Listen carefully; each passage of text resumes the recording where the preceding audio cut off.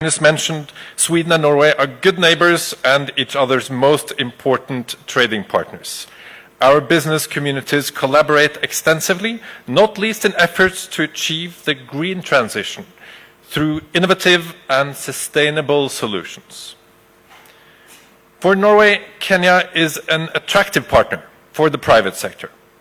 Our countries already enjoy substantial economic cooperation. There are more than 40 companies active in Kenyan economy, and our sovereign wealth fund has invested nearly $500 million in Kenya since 2017. Innovation Norway and Norfund are two main actors for investment, partnership and business development that are present in Kenya with regional offices here in Nairobi. And Kenya is actually Norfund's largest investment market. I am convinced that today's gathering will help to increase cooperation between even more between our two nations and between our business communities. A stable democracy is of great importance in creating predictability for companies and attracting further foreign investment and business activity. And I would like to congratulate you on the recent peaceful election and transition of power. Kenya has long been a leading economy in this region, in sectors such as agriculture, tourism, and maritime transport. Now Kenya is emerging as a pioneer in new sectors where technology plays an important role. The M-Pesa mobile money transfer system, developed by a Kenyan student in 2007, that's quite a while ago, and rapidly adopted by Kenyans from all walks of life, is an impressive achievement. And it's something we've seen when we've been traveling around. There's all these kiosks where you can go and put money in your M-Pesa account. And I understand from the Norwegians living here that it's hard to imagine life here without M-Pesa. Kenya is also at the forefront in using mobile technology to enhance access to microfinance, insurance, and marketplaces where small-scale farmers and fishers can interact directly with buyers. These examples demonstrate how new technology can increase economic inclusion and have an impact on a wide variety of sectors. Kenya is known as the Silicon Savannah, a very fitting name indeed. This diversity in the Kenyan economy is mirrored in the Swedish and Norwegian business delegations present here today. Norwegian companies are investing in renewable energy, financial services for a digital economy, and high-tech solutions for agriculture. Excellencies, ladies and gentlemen, we know that the world is contending with growing economic, social, and environmental challenges. Climate change is having a severe impact on Africa. The recent COP27 in Egypt was yet another reminder of the need for strong international cooperation in addressing this common challenge. Guided by the Sustainable Development Goals, our countries are committed to addressing and finding solutions to these challenges. But governments cannot do the job alone. According to current estimates, substantial investments need to be done if we are to reach the Sustainable Development Goals. And this is where the private sector has a key role to play. We need to mobilize the private sector to pioneer solutions to our global challenges. And we need to create opportunities for women and for young people and build sustainable societies. And we need to do it all in a responsible manner. Norway commends Kenya and its National Action Plan on Business and Human Rights, which is a comprehensive strategy to protect against human rights abuses by businesses, whether private or owned by government. As the first African country to launch such a plan, Kenya now leads the way in promoting responsible business conduct. The promise of this business seminar is to provide an arena for companies to expand existing business relations and investments and to build new relationships. Food security is one area where we can join forces in combating our shared challenges. And this is a topic that will be discussed further today. We need trade, and innovation to develop smart solutions to ensure the best yields. Let me tell you a little secret. Norwegians are serious coffee drinkers. In fact, we are number 2 in the world, only beaten by our good neighbors, the Finns. And coffee is among the top items that Kenya exports to Norway. So you can always try to offer a Norwegian a cup of coffee. You can always try to offer a Norwegian a cup of coffee to seal the deal. That's a good tip. Kenya, Sweden, and Norway, I am confident that we can work together to establish a strong value chain for sustainable development. On that note, I wish you every success with today's seminar. Asante sana.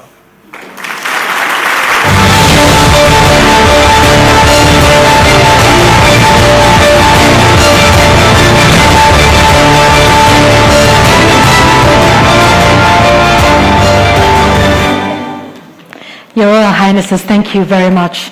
And thank you very much, Crown Prince Haakon, for that tip. We'll be signing some MOUs here in just a little while. We'll make sure we have a cup of coffee that seals the deal. Thank you very much. And just to reiterate the comments by both of you, it's about leaving nobody behind. It's about collaboration. It's about working together and finding points of synergy between our 3 nations and between government and private sectors. So we're looking forward to that. So speaking of collaboration, ladies and gentlemen, it is now my distinct pleasure to welcome Kenya's Prime Cabinet Secretary, Honorable Musalia Mudavadi. Karibu sana waziri.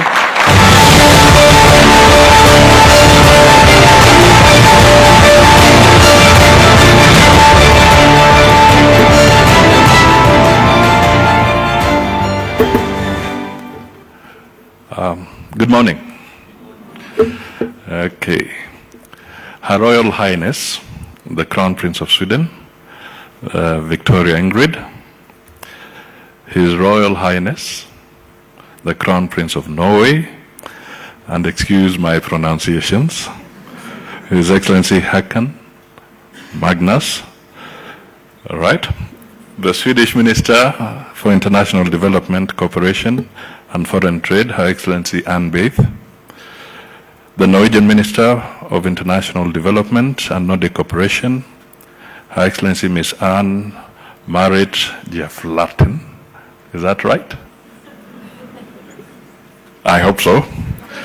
And Her Excellency Ms. Caroline Vinci, Ambassador of Sweden to Kenya, and the Norwegian Ambassador to Kenya, Ghana Andrea Holm. Kenyan, Swedish, and Norwegian officials, Kenyan business people, Norwegian and Swedish businessmen and women, ladies and gentlemen. It gives me a great pleasure to officiate at this tripartite Kenya, Sweden, and Norway Business Summit. Both our bilateral and multilateral relations with Nordic countries, of which Sweden and Norway are part of, has been very rewarding indeed. It is the support Kenyans got from Nordic countries that opened the space in our democratization process, leading the return to multi-party democracy and to the current progressive Kenya Constitution. Our partnership in good governance has evolved into meaningful partnerships in areas of human rights, gender equality, and women's rights. I also want to acknowledge that just like we in Kenya were involved in intense elections in August this year, in which His Excellency President William Ruto won and the Supreme Court of Kenya affirmed, Sweden too underwent elections a month later where Mr. Ulf Kristersson was elected Prime Minister. In strengthening bilateral relations, Kenya and Sweden, as recently as July 2022, signed an MOU strengthening bilateral trade and commercial relations in the fields of trade and investment, industry, infrastructure development, automotive industry, and other areas. We look forward to broaden collaboration under Sweden's new strategy for development cooperation with Kenya for the period of 2021 to 2025. This will be in line with the Memorandum of Understanding on strengthening of bilateral trade and commercial relations between the Government of Kenya and the Government of Sweden that was signed on 14th July 2022. We also are keen on reducing the trade deficit in favor of Sweden that now stands at roughly $24 million worth of Kenya exports to Sweden, while imports are worth $57 million. At the multilateral level, we are indebted to the reciprocal support at the UN and are of course grateful for financial assistance to the East African Standby Force that Sweden, Denmark, Finland, Netherlands, and Norway provide. On climate change, we take pride in the fact that Kenya has taken the leadership role on climate action with support of Nordic countries. We have in place a comprehensive climate policy and legislation to guide climate action, with an ambitious target to achieve 10% tree cover and conversion to 92% renewable energy. We look forward to Norway's COP27 commitment to double the climate finance to US dollars 1.7 billion by 2026. I wish to acknowledge that our bilateral relations with Norway have grown greatly over time in environment, energy, health, and education sectors. We look forward to development cooperation on the blue economy and the co-hosted Ocean Seminar between our two countries next year. Meanwhile, Kenya is eager to mine Norway's knowledge and technical capacity in hydropower and solar energy production in our determination to cut down on harmful and sustainable emissions. We continue to urge Norway to increase support for Kenya civil society that are doing tremendous work at the grassroots. It is indeed such civic-minded work that has informed and inspires our bottom-up approach to development from now and into the future.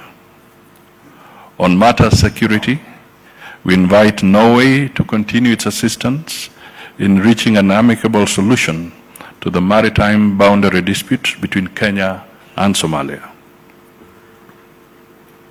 More than ever, let me state, Kenya is open for business investment, especially through the public-private partnerships window.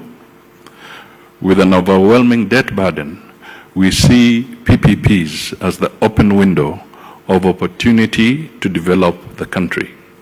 We therefore invite the business community in Sweden and Norway to embrace their Kenyan counterparts in this journey.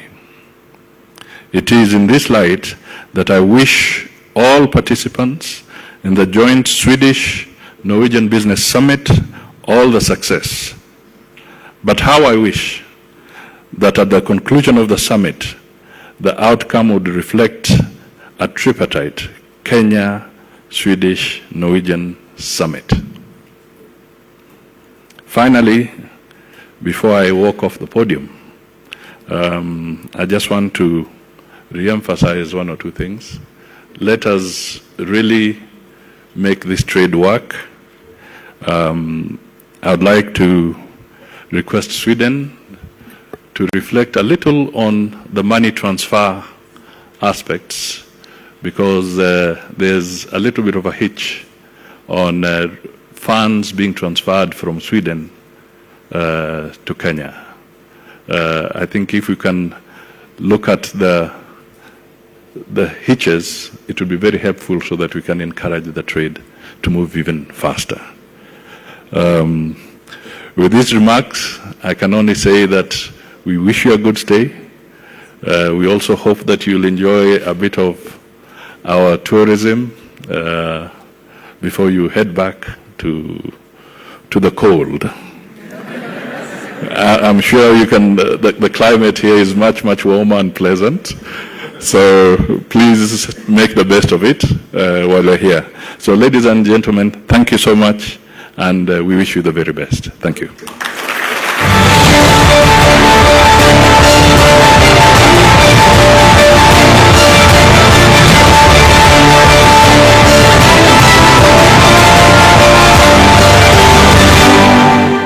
Prime Cabinet Secretary of Kenya, Honorable Musalia Mudavadi, thank you very much for your remarks. It is now time to get into our panel conversation this morning. Like we said, we're looking at areas of collaboration between private sector and government and between our three nations. Remember, it's all about pioneering sustainable solutions together between our three nations. And so that is what we will be seeking to find, what government is doing, what they are planning to do, private sector, and some of the initiatives that they have put in place towards sustainability and ensuring that business is done the right way. Ladies and gentlemen, let me welcome my panelists up here on stage. Ms. Anna Beata Christensen Tvinnereim, who's the Norwegian Minister of International Development and Nordic Cooperation. Welcome. Also here, Mr. Johan Forso, who's the Swedish Minister for International Cooperation and Foreign Trade. Welcome up here. We could have you join us. Also joining us on the panel is Ms. Anna Marit Buren-Flatten, who's a State Secretary. Welcome, Ms. Anna. Please.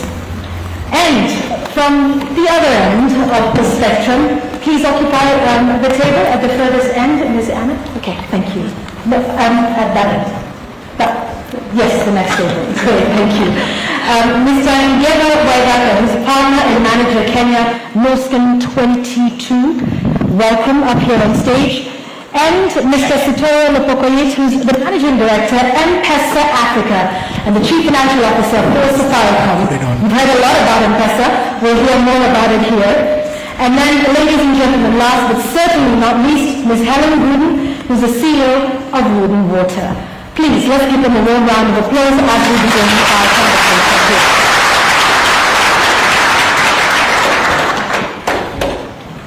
Ladies and gentlemen, you see, we've tried to make sure the panel is also well represented when it comes to gender. Thank you very much for joining us. So I'd like to start, with the government side for a moment. Climate change is real. It's a threat everybody across the world is facing. So I'd like to start with you, Ms. Tvinnereim. How do we pave the way for trade and investments to be able to reach the goals that we have set out on the globe? Thank you very much, Your Royal Highnesses, ministers, colleague, friends. My Swedish colleague and I recently returned from COP27 in Sharm el-Sheikh.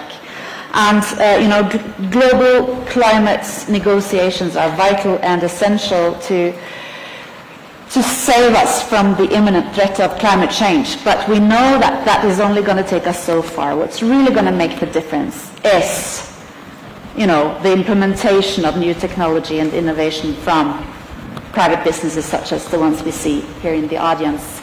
And as Minister of International Development of Norway, in charge of Norwegian ODA, the Official Development Assistance money, I know that, important as it is, ODA will only take us this far. What really can make a difference is if we use that money, the ODA money, to leverage private investments. And that is something I know that both my Swedish colleague and I are really looking into, new innovative mechanisms to make sure that the private investments get out there on the ground, because we have no time to waste. And thank you, honourable ministers, for mentioning also the Norwegian pledge on climate finance and doubling the climate finance. And just let me underline that contributes a whole lot of that pledge contributes to substantial investments in renewable energy and climate adaptation. And we know, you know, that climate adaptation to a large extent includes climate-smart food production, which is something that Kenya, the region, and Africa truly needs. I believe that, I see that there's a lot of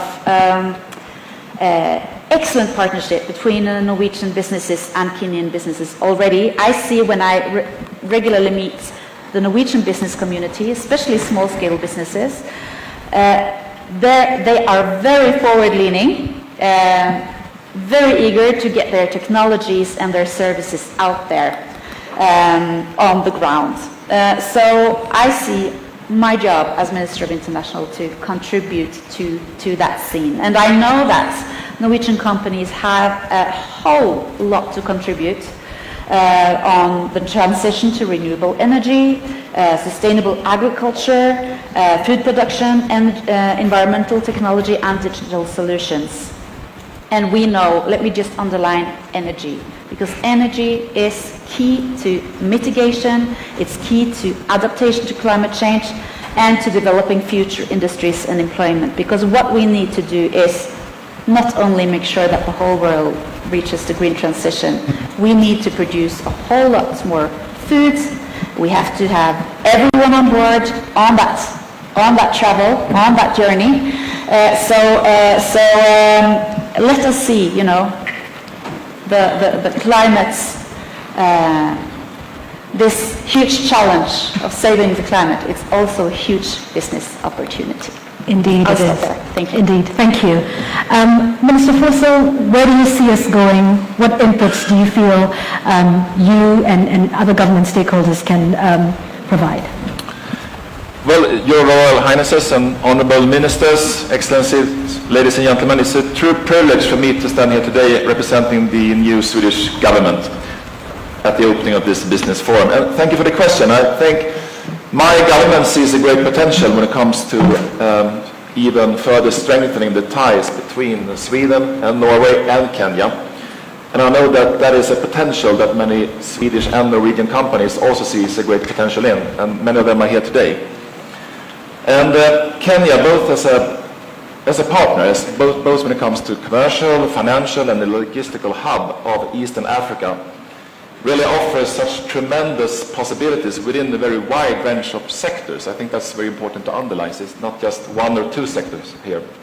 It can be energy, ICT, telecom, infrastructure, the green transition, etc. And these are opportunities that I think Kenya is in many ways seizing already. And I am confident that when in place, the implementation of this economic partnership agreement would be a building block towards economic integration, as well as when it comes to the EAC, but also when it comes to the AFCFTA, the free trade agreement. And I would also like to underline that the importance of the fact that Kenya is already one of the most important trade partners in sub-Saharan Africa for Sweden and for the whole of European Union. And we hope to finalize the EPA negotiations during the Swedish presidency of the European Union from January the 1st next year. And on the importance of good trade partners, Sweden and Kenya have recently entered this memorandum of understanding, which in many ways aims to promoting both trade and investments between our two countries. And we really see a great potential in this field, and I know that Business Sweden, being here today, is very instrumental in reaching this goal, and their strong presence here in Kenya, I think, is of high value to us. And the Swedish government, we of course support Kenya's ambition to transform Kenya into a newly industrializing, middle-income country, providing this high quality of life to all people in Kenya, and also with a very clean and secure environment. And I think both Norway and Sweden can really be a partner here when it comes to handling all these challenges. Kenya's strong market, the growing middle class, in combination with large investments made in infrastructure and green transition, has really created a lot of opportunities. And we are very committed from the Swedish government to continue working with the Kenyan government in order to further strengthening these business ties. And I hope and I believe that we, from the Swedish perspective, are very well positioned to continue working with this. We have here today great examples such as AstraZeneca when it comes to the development of vaccines for COVID. We have Elekta here, one of the most advanced cancer care treatment systems in the whole world. I think that really proves the point. We have numerous unicorns in Sweden, some of which are present here today. We have Spotify, we have Klara, and we also have the backbone of infrastructure from companies such as Ericsson here today. And also being one of the strongest startup hubs in the whole world, I think we have a lot of experience from Sweden here to share. Okay, enough of talking great about Sweden. But I would finally like to mention one important thing, and that is we are currently exploring now within the government how to combine the perspectives of both development cooperation and aid together with trade. I think that's the recipe for future, really, to combine all of these important factors. And I hope that we will be able to create more of synergies between all these important areas, a better toolbox that hopefully can contribute to becoming a even more prosperous future, but also to make it more sustainable in that aspect. So I hope that this business forum and the opening today will serve as a springboard, really, to even deepen our exchange and to build stronger relationships of value creation for the future. Thank you very much. Thank you, Minister Fosse. As you can hear, great reception to aid and trade and finding the right balance to that. Thank you. Ms. Björn Flaten, where do you see opportunities? Your Royal Highnesses, Honourable Ministers, dear all, if we are to solve the big challenges of our time, such as climate change, we need to work together. And I'm therefore happy to see so many Norwegian, Sweden and Kenyan companies present here today. International trade and business cooperation allow for the best ideas, technologies and solutions to spread around the world. And this is essential if we want to achieve the goals in the Paris Agreement. Joint commitment, both across the private and the public sector, is key to develop the technology that the world needs. The ongoing green transition offers many new opportunities for businesses such as the energy sector and the agricultural sector. Investments and business cooperations are of great importance in order to address the challenges we face globally, such as the climate crisis.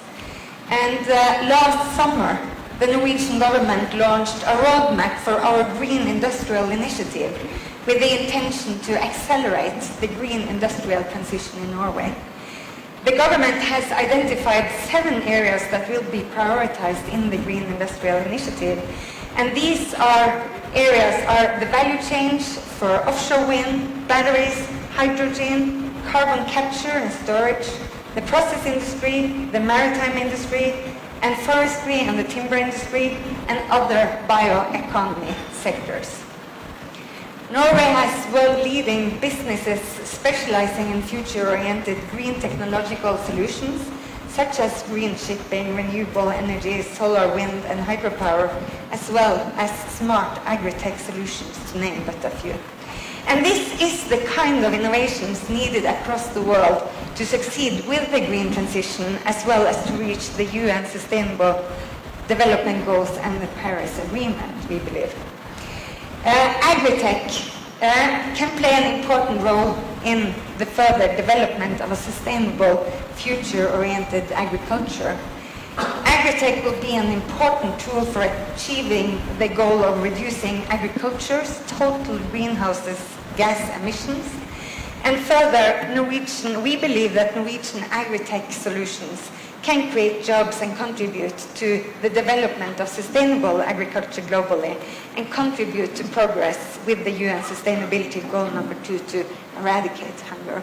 And we look forward to the rest of the seminar to discuss this more important and innovative solutions. Thank you very much, Madam Minister, for that. And indeed, we look forward to that. So this is what we've heard about, on what's happening on the government side, but As the Royal Highnesses said in their opening remarks, the collaboration between government and private sector is very important. So, Mr. Waidaka, let me start with you. What's been your organization's contribution towards sustainability? Thank you very much. Good morning, Your Excellencies, our Prime Cabinet Secretary, ambassadors, and my new friends. I'm here coming to Nairobi for all of you. So I'm part of a growth fund, a growth equity fund that is working in the Silicon Savannah. We are backed by some of the largest Swedish private entrepreneurs who are behind Klarna, Spotify, Delivery Hero, and Skype. And what they noticed is that Africa is at an inflection point. Technology is about to take off. And it's because there is supply and demand. On the supply side, we have the youngest population. I think 60% of the people on our continent are below the age of 20. And they were born with this in their hands. So all of a sudden, you have an amazing opportunity to transform economies. Very much like M-Pesa has done, which is leapfrog technologies and new ways of doing business. On the other side, there are great companies that are coming to the fore. There are people who are trying to make us do the digital leapfrog. What they lack is access to capital. And that's why I'm very excited that there's a lot of Swedish backers who stood behind us and said, Twende, let us go fight these companies and back these entrepreneurs, because I think we've spoken a little bit about aid, we talked about a little bit about development, but the real way to drive development is through employment, entrepreneurship, and put people in jobs, because that's how they find food in their homes. So that's what we're very excited about. That's how we're contributing. Great, and that makes it sustainable, right? Once they have jobs and they're entrepreneurs, and that's important. Thank you for highlighting that. Sitoyo, M-Pesa, Africa, what's been the contribution towards sustainability? First, it's fantastic to be here, Your Highness, Prime Cabinet Secretary. I just came out of a plane from South Africa, from 2 a.m. to come here, because this is such an important event for us. And with M-Pesa, we turned 15 years old this year. And we were the first fintech before the word fintech was ever coined. And I was reminding the Apple Pay team, that we were launched before the iOS. It started in September 2007. I wish we had the same market cap as Apple, but we're getting there. But I think for M-Pesa, you have to understand the core of it. It's about, we're a purpose-led organization. And our purpose is transforming lives, and we connect people to people and people to opportunities. And that's at the heartbeat of what we do. And it is a three-sided ecosystem. We hardly talk about, we say M-Pesa. There is no product called M-Pesa. M-Pesa is just a massive digital ecosystem that pushes $355 billion on a yearly basis in terms of velocity in it. It is bigger than some of the Spotifys and Klarnas in the room. But the essence of what we're saying is because we digitize and we drove financial inclusion for consumers. And today in Kenya, financial inclusion is rated at 84%, and the third highest in the African continent in terms of financial inclusion, to a point where now we are focusing on financial health. And that's a really important part of what I'm just going to mention. On the other side is a vibrant business ecosystem that's running on M-Pesa. From government, Kenya government runs the e-citizen platform. We do provide a platform to be used for cash relief transfers instead of food. We do have SMEs and the large corporates operating on M-Pesa in it. But more important, what has happened in the last 2 years is digitization of SMEs. And today we have 4 million micro SMEs who are digitized, who 2 years ago were not able to have digital services in it. But when it comes to our purpose, we've embedded SDGs and ESG. So my bonus is not based on how much money M-Pesa makes, it's what's based on how I'm contributing towards the SDG goals, whether it's on international remittance, which Honorable Mudavadi talked about, is getting it down to 3%. But what we've seen is financial services and leveraging on new technologies, the customer base that we have 61 million customers on our ecosystem, leveraging on partnerships that we've talked about, and more importantly, in the African continent, and we operate in 9 markets, right from beautiful Egypt and over COP27 to the beautiful Cape Town. We cover 550 million population. But what is there is the vibrancy of the youth and the vibrancy of the developer ecosystem. Today we have 54,000 developers on the M-Pesa platform ecosystem in Kenya. These are 54,000 people creating jobs, creating opportunities, and we've opened up that platform now, and we're targeting, we hope, with some partnerships that are here, that we can get 300,000 developers in this continent developing products and services relevant to climate change. So from clean energy to digitization of agriculture, because we play a last mile. We have in Kenya 31 million people use M-Pesa on a monthly basis. So we are able to reach the last mile. We are talking with companies such as Microsoft with regards to carbon credit exchanges, that somebody in Turkana who has 5 acres of trees can actually be paid via M-Pesa on that last mile for the product and services that are contributing towards climate change. So we see us as a value exchange and also a liquidity provider of the digital ecosystem. So we're excited about the opportunities that are there. I was in Sweden, and we have, I think, one of our partners, ADV here, Henrik Barek, who took me to Sweden. I stayed in a very fantastic hotel, the Grand Hotel overlooking the palace. It's interesting because I drive a Volvo, which is things in Kenya. And I think I've been to the office of the Spotify. We are integrating in with Spotify. I hope we can fast track that. That's one of the, Honorable Musalia, I would like to fast track that we have direct integration with Spotify. I've been trying to build a buy now, pay later. Klarna here, hopefully I can get software as a service from Klarna. And this is the kind of opportunities that we want to leverage between the three countries in terms of really exploring the opportunities that, and putting this in a platform that everyone can actually consume and actually make a big difference to the communities in which we serve. So thank you. Thank you. Thank you for that.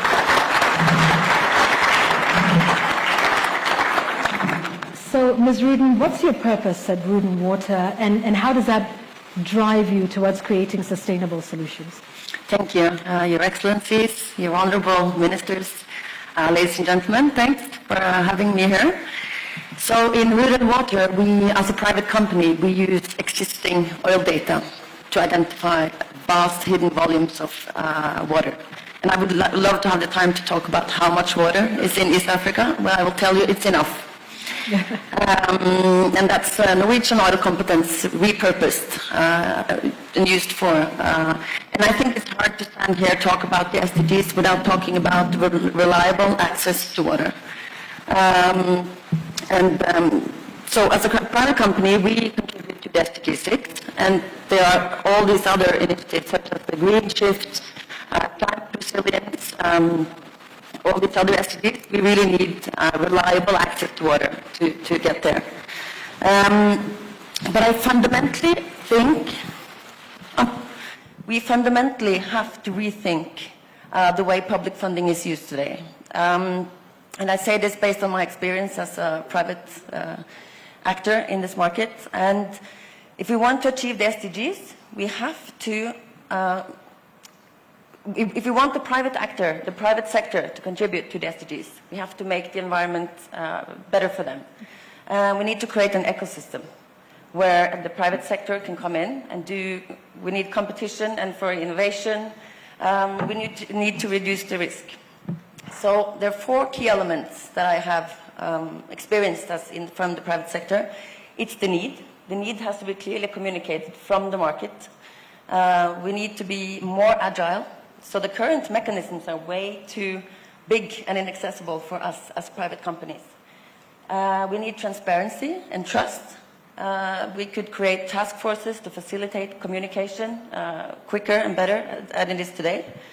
And last, again, I want to emphasize this again. We need to take the risk down for the private sector.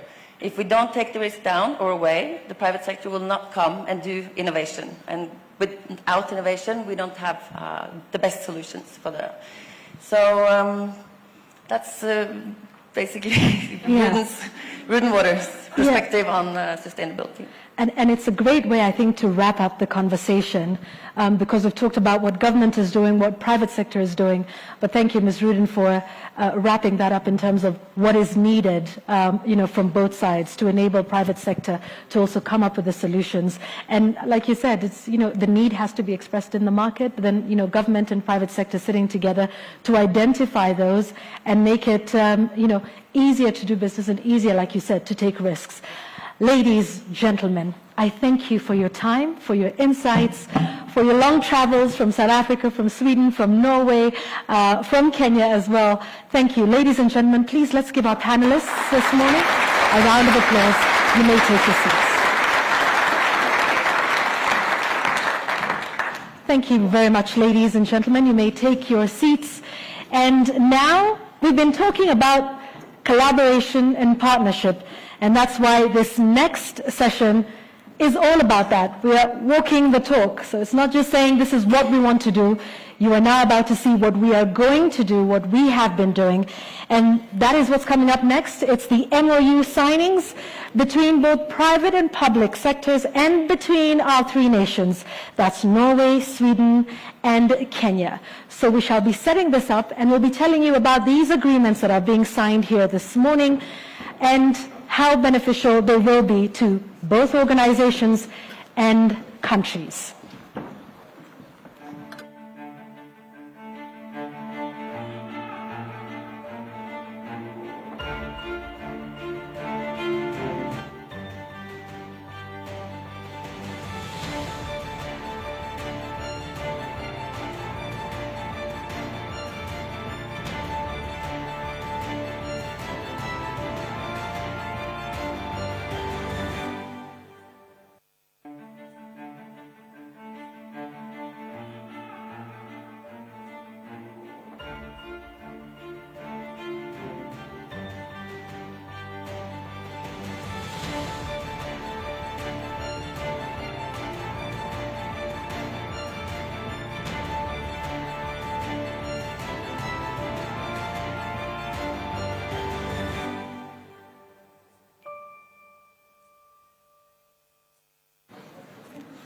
Ladies and gentlemen, I'd like to call up the following organizations to make their way up onto the platform to enable us to begin our signing ceremony this morning.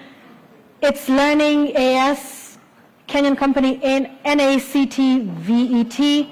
Can we have representatives from Pangea and the Ministry of ICT here in Kenya, as well as the Lake Region Economic Bloc? And let's have Old Mutual and the National Oil Corporation and Ruden Water. Thank you. Please make your way back up on stage. Thank you very much.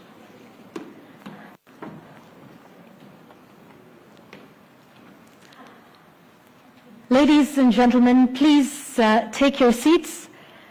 I would like to begin. The first MOU being signed here this morning is between Norwegian company It's Learning AS and Kenyan company NACT VET. And this is a learning digital management system to enable technical and vocational education and training, that is our TVET institutions, to fully accelerate the quality of teaching and learning. Congratulations for that. Our second agreement that's being signed here on stage today is between Norwegian company Pangea and Kenya's Ministry of Information, Communication and Technology.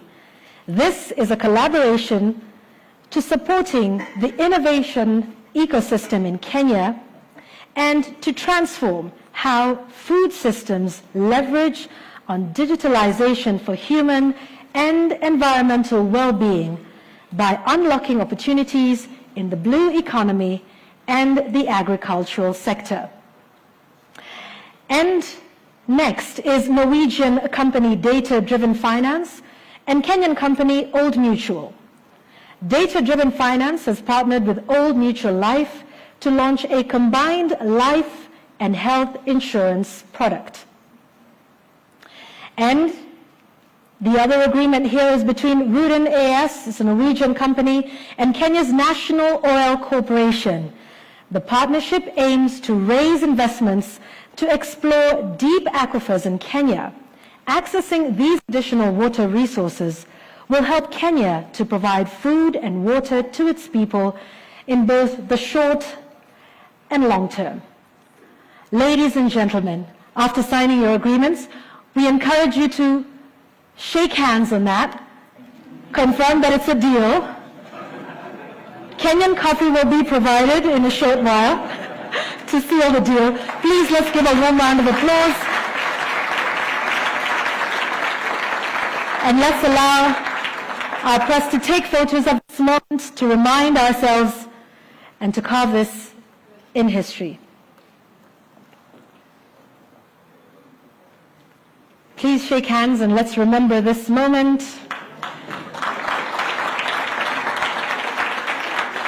Congratulations once again.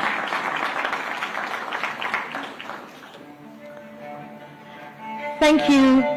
You may take your seats once you're done with the photos.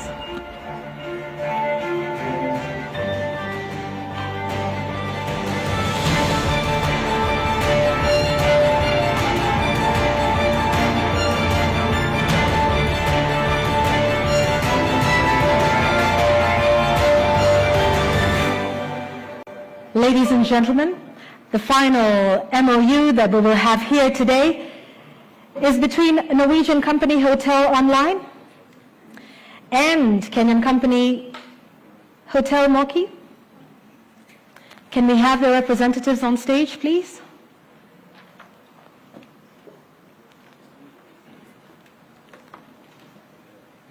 Welcome, welcome.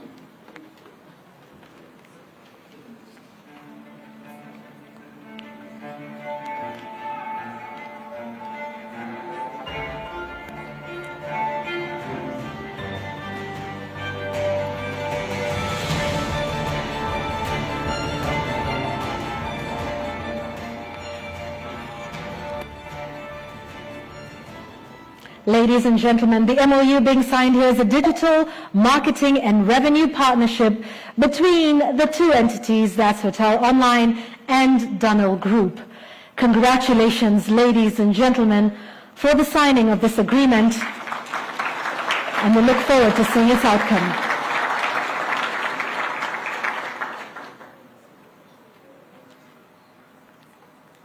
And I can see the witnesses making sure that they put pen to paper correctly. Yes, be very sure, sign in the right place. Be sure to put today's date just so that we can track this. And the time. Okay, you can add the time as well. Please, would you shake hands on that deal? And let's have a photo to remember this time.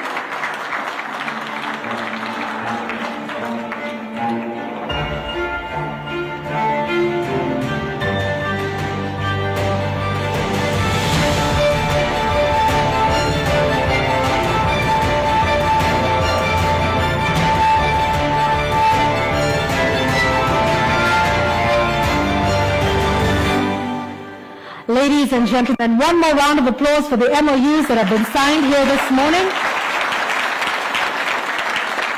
And it is truly the spirit of collaboration, which was everything that was emphasized at COP27, doing business together, because these solutions must be met together. The challenges that face us are common. We're no longer in competition in that way, and therefore we must work together to be able to find the solutions and to make sure that we're doing business the right way. It is profitable as well towards doing business sustainably. But in case you're thinking the day is over, it is not. This is just the start of the day's deliberations here together. And so we will be having some more panel sessions that will be taking place for the rest of the day here. And so, ladies and gentlemen, ambassadors, ministers, business leaders, it is time to close our session here this morning. But I said it's definitely not the end. Our very big thanks to the Kenyan ministers, the Kenyan delegations, your Royal Highnesses. We thank you for coming and for making your time here. Business leaders from our three nations, and we're looking forward to the agreements that have been signed here today.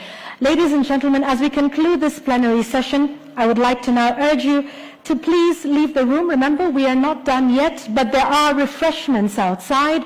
We encourage you to have those refreshments as you look towards your next panel sessions. Our Royal Highnesses will kindly stay in the room because we will be going to the showcase